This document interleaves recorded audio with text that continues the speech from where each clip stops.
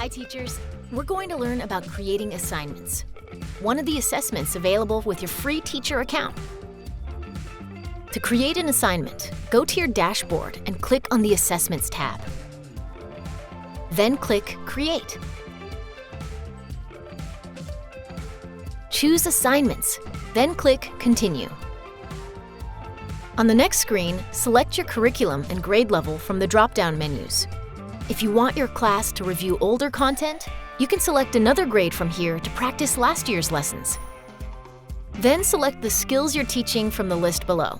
You can either check an entire group of skills from a menu or use the drop-down button to choose specific skills in each section. When you're done, click Next to continue. The next step is to choose how many questions you want your students to answer to practice each skill. You can see how many questions are in your assignment at the bottom of the page.